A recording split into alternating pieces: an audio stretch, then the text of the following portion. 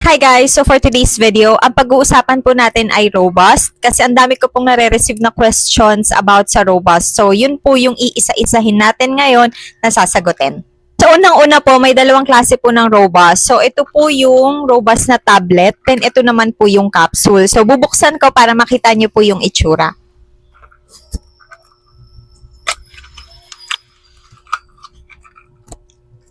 So ito po yung sa tablet. Po yung tablet, so ang itsura niya ay, teka, buksan natin. Ganyan siya pag binili nyo siya ng isang box.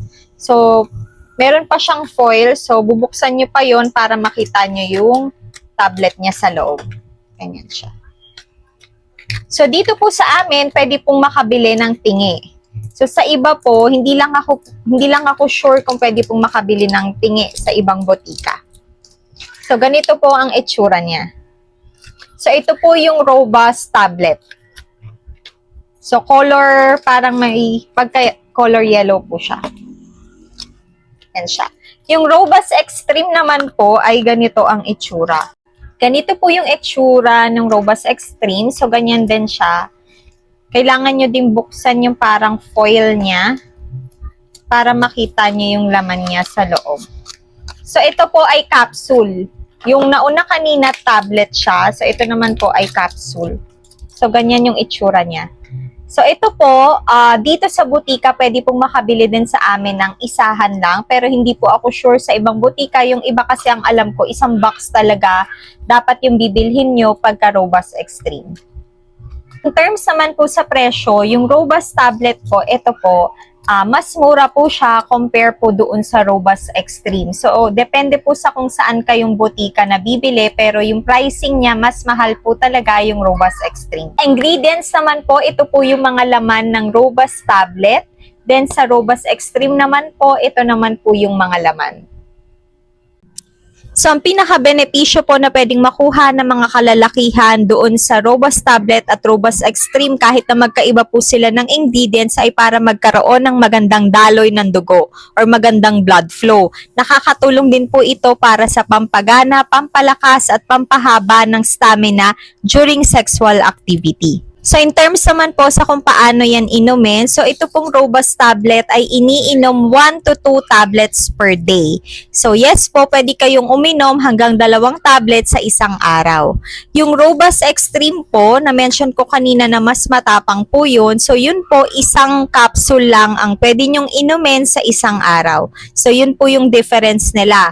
Yung tablet, pwede pong inumin 1 to 2 tablets per day. Yung capsule po ay isang capsule lang sa isang araw ang pwedeng inumin. So, parehas po yung robust tablet at saka yung robust capsule, yung robust extreme na iniinom 1 to 2 hours bago yung sexual activity. Bakit? Dahil yung effect po kadalasan lumalabas after 2 hours.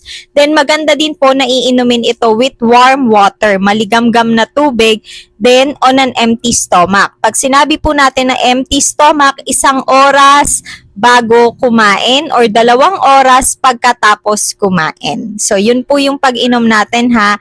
Warm water, 1 oras bago kumain, 2 oras bago kumain, 2 hours bago po yung sexual activity. So, may mga nagtatanong din po, ilang taon yung pwedeng uminom? So, pwede po 19 years old pataas. Pero usually, pagka mga 50 years old pataas, ang ina-advise na pong i-take ay yung robust extreme kasi nakadesign siya for older men. However, reminder lang po na kung kayo ay may iniinom na maintenance medicine, kayo ay may high blood, may diabetes, or ibang chronic condition, mas maganda po na magpa-check po muna sa doktor bago uminom ng ganitong produkto or ng kahit na anong produkto para po safe tayo. So, marami din po akong nare-receive na question if pwede ba siya sa babae. So, yung robust tablet at capsule po ay dinesign, ginawa para sa mga kalalakihan. So, hindi po natin siya recommended na ipainom sa mga babae. Marami din po akong nare-receive na tanong if pwede daw bang isabay sa alak. So, no po. Wag na wag po natin yung gagawin kasi pwede po siyang makasama. So, dalawa lang yung pwedeng mangyari. It's either mawalan ng effect yung produkto or makasama po siya sa atin. So, para laging safe at ma-ensure natin na walang masamang mangyayari, so sundin po natin yung recommended dosage at wag po siya isasama kasabay sa alak. Nare-receive din po ako na question na tinatanong, if uminom ka na ng Robust Extreme, pwede ka pa bang uminom ng Robust tablet?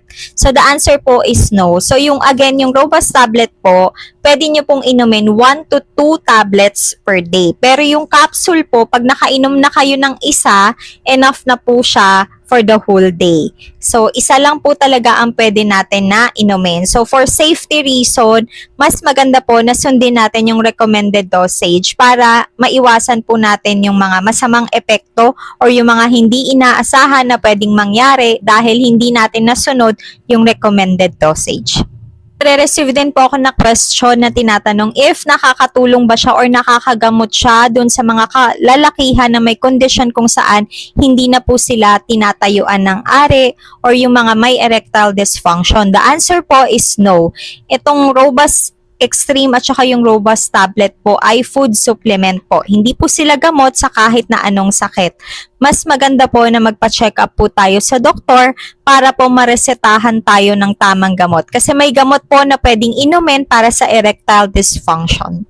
So hopefully po nasagot ko yung mga common na tinatanong nyo po sa YouTube channel about sa Robust. If meron pa po kayong question, i-comment nyo lang po para po masagot natin sa next video. Yun lang po. Salamat!